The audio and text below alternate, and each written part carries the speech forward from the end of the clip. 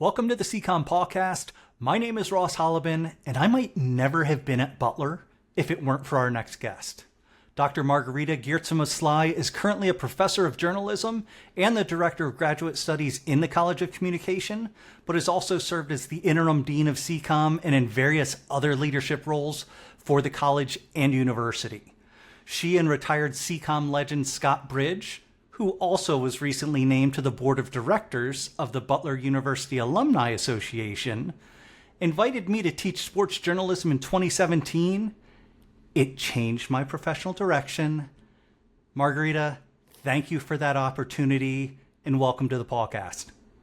Thank you, Ross. We knew when we saw a good person, we knew we had to hold on to you. I am so glad I fooled you guys, and thank you so much for that opportunity. But not joking around, a little bit more serious, you've got another new book in the pipeline right now that's going to be published probably next year. But can you tell us about that product and the process of getting there? Ross, I'm happy to talk about that. There's nothing as much fun as talking about your research. So I published a textbook called Journalism and Gender Global Perspectives, and that came out last year with Routledge. And through my work on the textbook, I noticed that there is not a lot of research on women and journalism in the global south, developing countries. And so based on that gap, I thought, okay, I am going to fill that gap. And I invited proposals for book chapters. And so the next book that I'm working on is called Journalism and Gender in the Global South. It's a research companion with Routledge. There are 30 different chapters in there, and chapters come from a variety of countries, places where you typically not get a lot of information from. For example, there is research from Cambodia, Burkina Faso, Ethiopia, Iran, Palestine, just a variety of places, where I can say people are marginalized in terms of information, academic information. So this textbook will be published next year, probably around fall 2027. My deadline for submission of the total manuscript is in December, and it is coming pretty quickly. I've been going through several rounds of revisions with the authors. I'm really enjoying it. I'm learning a lot. It is challenging because people are in different places of the world. They typically don't have English as a first language, different academic and intellectual traditions. So it has been a great learning process, and I'm really very excited about this book. Yeah, it's so fun to be around someone who is a leader in the field and teaches our students every day, but who's also a lifelong learner, and seeing you and our other faculty members that are just like, ooh, I want to learn about this now, and I want to engage with this group or these people. It's super fun. So thank you for sharing that and pouring the investment and time that you do into it. Well, and this course directly benefits, this research benefits our students, because I teach a course in Gender and News Global Views, and that's originally why I wrote the textbook, because I just had all these materials and I started putting it together. So I can teach our students better based on this information. And like you say, we are lifelong learners. I'm fortunate because I've been studying this topic for 20 years, and so you go deeper and deeper and deeper, learning more as you go, because you know where the gaps are, you know what you need to focus on. And then it is just really rewarding to be able to discuss this work also with students in the class. Yeah, fantastic. So another element of the book, or I guess a segue here, you and I were texting as you were in New Orleans, hosting a panel at AEJMC. Darn it, I tried to get through that quicker. At the conference there, can you talk about what you were doing there and how it's relative to the book that you're working on? Yes, so the AEJMC is the Association for Education in Journalism and Mass Communication. It is the main scholarly organization for people who are teaching and doing research on journalism and mass communication. And it has different sections and different divisions. For example, the International Communication Division I'm a member of, and then the Commission on the Status of Women. And we had a panel accepted between those two, the division and the commission. And it was a panel where we talked about this upcoming edited book. And I had panelists. There was one person from Iran, one person talked about Palestine, another one about Chile in South America, another one also South America. So we had a variety of people talking about research in different parts of the world, and we put it together in this one panel. How fun is that to get that opportunity? You're working digitally, I'm sure, with all of these people. Maybe there's Zoom calls and things like that, but now you're in the same location, able to grab a coffee together, share ideas in person. What is that like, and what does that mean to get to go to a conference with your colleagues? It's so interesting that you point that out, because yes, I've been emailing back and forth with all of the authors, and I've had some Zoom meetings with some of them, but some of them I've never met in person. So here we go to the conference, you get to meet them in person. One person actually discussed and presented her work, and of course, I've read it and it is very interesting, but then to see her present it and the passion that she had for the work, that was just like a whole different level. But I also do have to say, I learned about a term that is called passport privilege. There was a panel on that, and unfortunately, there are some panelists whom I invited, but who were not able financially to travel to the conference, or they had visa challenges. For example, there was somebody from Egypt. There was, at another conference, there was somebody from Lebanon who couldn't get a visa to go to Ireland. So anyway, the people that you do meet at the conferences are wonderful, but I just wanted to point out that there are still obstacles for some people to participate in these international conferences. Yeah, and I mean that it's obviously happening there. It happened in the World Cup with national teams from countries and some of their support staff and things. So travel can be a little bit tricky right now. So I'm glad you had the opportunity to spend time with the people that were able to make it. I also know that there were some people that were able to make it who also reside in Fairbanks the majority of the time during the school year. So there were other CCOM faculty and a student. Can you tell us who you remember being there, and if you were able to spend some time with them or anything like that? Yes, and it is very interesting. We all reside in Fairbanks, but then we go to New Orleans to have a cup of coffee together. But I saw Dr. India Setiawati there in the journalism program. She presented 2 papers. She was on a panel where they talked about generative AI and journalism education. And that is based on a research project that she participated in with other journalism faculty, other faculty in the college. And then she was also on a panel where she talked about her dissertation research on Asian American journalists, women who are journalists here in the United States, and kind of the difficulties the struggles that they experience. I also saw Dr. Tatiana Karelihova, who is the incoming director of the School of Journalism and Creative Media.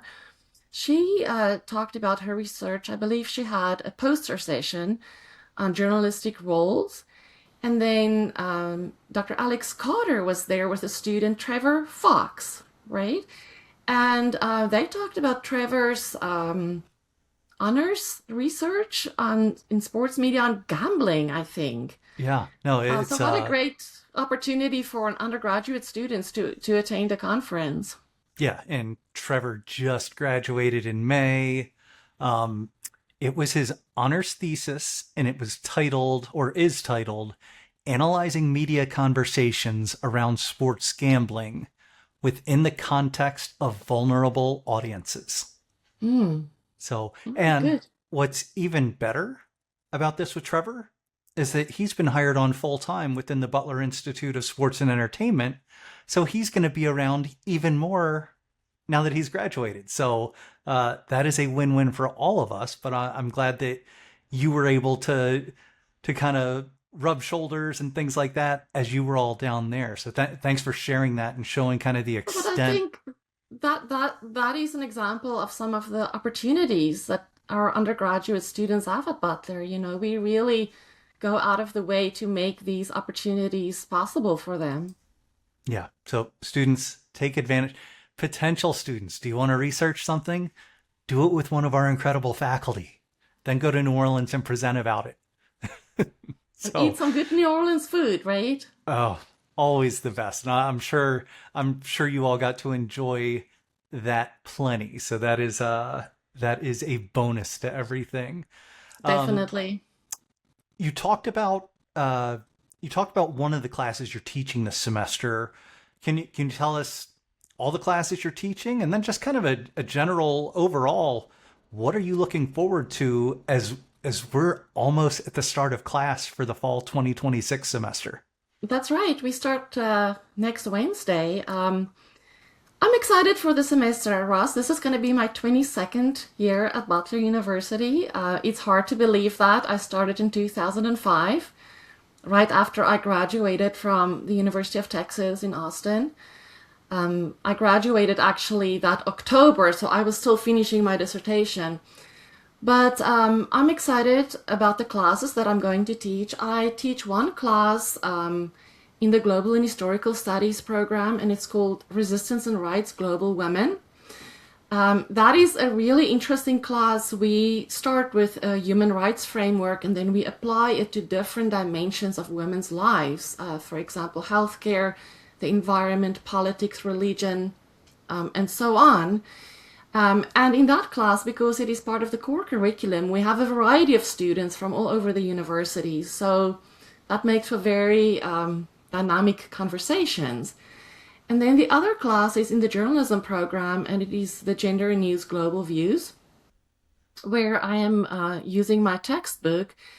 And I am very happy to say I've already completed both of my syllabi for this coming semester a week Way ahead to of time, send it out to the students.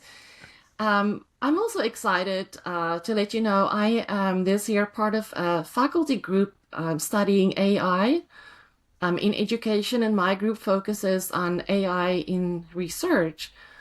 But I actually created some very interesting AI activities for my class, the Gender and News class, that we are going to do in class. Both interesting activities for students to help learn the material, but also to evaluate AI, you know, the value of AI. I believe that we should include AI in education, but we have to be cautious. We have to use it in an ethical way. But I also think students are going to need AI as they move into their different careers. So I'm excited about both of my classes. And then I'm also really excited about the graduate program. This is my third year as Director of Graduate Studies. And as you know, we just launched a master's degree in sports management last year. We had a really big group of students, I think 26 coming in last year in the fall, and then we had about 10 coming in the spring. And this semester, I think we are looking at a cohort of about 17 students. excellent. Yes, so I think we're spreading the word, putting together Butler, Indianapolis, and sport. You know, that is for sure a winning combination. Yes. This year, we are also privileged to have a full-time faculty member in sports management, and Dr. Brian Crone just joined us. So I'm excited to see how he is going to help us support and strengthen the program. Yeah, and I know that he will be popular because he does have that. He has a golf background for business, so there are many fans. I'm imagining Professor Nick White is going to be talking to him constantly about golf, but I don't think he will have any shortage of fans around campus. Well, we met with the incoming cohort last night on Zoom, and each student introduced themselves. And, you know, at the end of the introductions, I'm like, I see a pattern here, you know, sport, you know. So, but people come from different directions, they come from different backgrounds. But definitely, they all have a passion for some component of the sports industry. And that is hopefully what we can offer them in the sports management program to prepare them for leadership positions in this growing field. Well, and all of that is amazing about the sports management program. But we also have an exciting new program, the MA in Deaf Education, with Dr. Jenna Voss as the director there. I know you may not be as involved with that, but I know you all connect on it pretty regularly. So what can you tell us about the MA in Deaf Education? Yeah, we have connected and discussed the program. I saw her on campus yesterday at the full faculty and staff workshop, and she shared with me that she's just exceedingly happy with the applications that they've had. I think they admitted double the number of students that they planned for. So it's really looking very good, and we're excited to bring this new program to students. Yeah, and Dr. Voss is incredible, and the energy she brings and the experience. So that is, our speech language hearing sciences group, where sometimes people are just like, why are they in the College of Communication? But it's, they really are. It may be more of the health side of things, but they're fantastic, just like, all of our other majors going on. So it is, Well, it's yeah, fun to have that and sports management kind of as our master's programs. and it is about communication, it is about communicating a message to somebody. It is interpersonal communication as compared to mass communication. But I'm glad that we have all these different facets of communication, and then the sports management program. It shows the diversity of our faculty and all the different areas where we can work with our students. Yeah, we're very fortunate to have the colleagues that we do. So, and I'm very fortunate that you were able to join me today, Margarita. I hope you have an amazing book launch when that comes around, even though you have, only a few months to get the rest of that kind of taken care of.